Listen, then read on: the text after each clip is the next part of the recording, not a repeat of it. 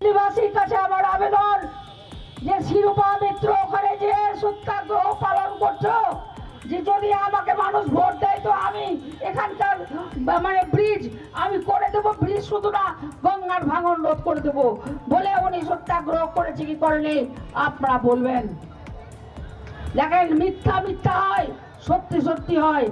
একটা মিথ্যাকে ঢাকতে 100টা মানুষ মিথ্যা কথা বলে, কিন্তু একবার সত্যি কথা বললে তাকে বেশি মিথ্যা কথা বলার মিথ্যার আশ্রয় দিতে হয় না। সত্যাগ্রহ নীতি করছে উনি, কেন্দ্রের সরকার বিজেপির, উনি আমাদের জেলার এমএলএ আছেন, উনি নির্বাচনে দাঁড়িয়েছেন, আবার এখন ঘরে ঢুকে গেছেন, আবার দাঁড়াবেন ভোটে, কিন্তু উনি আজকে কোথায় গেলেন? উনি আজকে কেন বাঁধ ভাঙলো? আজকে এটা জাতীয় বিপর্যয়, এটা বারবার মাথায় রাখবেন। ওই খগেন মুর্মু যদি আমার সামনে এসে ডিবেট করে, যদি কোনো প্রেস আমাদেরকে ডাকেন, আমি ওকে বুঝিয়ে দেবো হোয়াট ইজ হোয়াট। বাজে কথা বলার যা পায় না। মমতা ব্যানার্জি একাধিক চিঠি দিয়ে কেন্দ্রের কাছে গঙ্গার ভাঙনের জন্য টাকা চেয়েছে, গঙ্গা বাঁচাচ্ছে, গঙ্গা আরতি করাচ্ছেন, সবার জন্য টাকা আছে, সব রাজ্যের জন্য টাকা আছে, পশ্চিম বাংলার জন্য টাকা নেই। শিল্পা মিত্রকে জিজ্ঞাসা করলে কি বলবে? আমি তো ভাই হেরে গেছি, কি করে করব? কেন্দ্র সরকার শিল্পা মিত্র বিধায়ক, এখানে সাংসদ খগেন মুর্মু, তোমরা কি করছো? ললিপপ নিয়ে বসে থাকছো, পার্লামেন্টে যাচ্ছ, মালদার কথা বলছো না, কারণ তোমার যদি মেম্বারশিপটা চলে যায়, তুমি যাতে এমপি না থাকো, এত তোমাদের লোক। খগেন মুর্মু, দীর্ঘদিন তুমি সিপিএম এর বিধায়ক ছিলা, কেবল টিকে থাকার জন্য চুপ করে একটা কোনায় বসে থাকতা, আজকে তুমি সাংসদ হয়ে গেছো, সাংসদ হয়ে মিথ্যা কথা বলছো।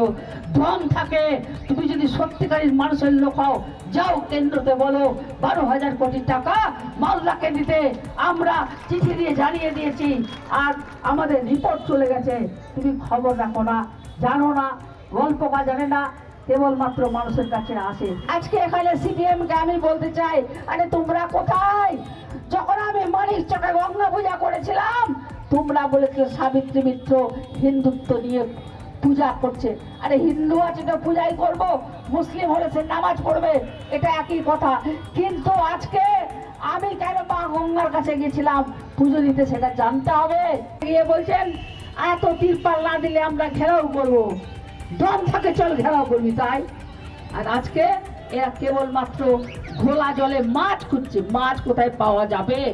আজকে ভূতনে একটা দ্বীপের মধ্যে মানুষ ওখানে দম বেঁধে আটকে আছে, নিচ দিয়ে জলের গরম, ওপর দিকে রোদ্রের গরম, তার মধ্যে সে টারপলিনে থাকা বা ঘরে থাকা, এটা কোনো সহজ কথা নয়। মানুষ কষ্টে আছে। আমরা সমস্ত এই মানিকচকবাসীর কাছে আবেদন করব, যারা যারা আছেন আপনারা যদি মানুষকে সহযোগিতা করতে পারেন আপনারা করবেন। Bureau news Bangla Times.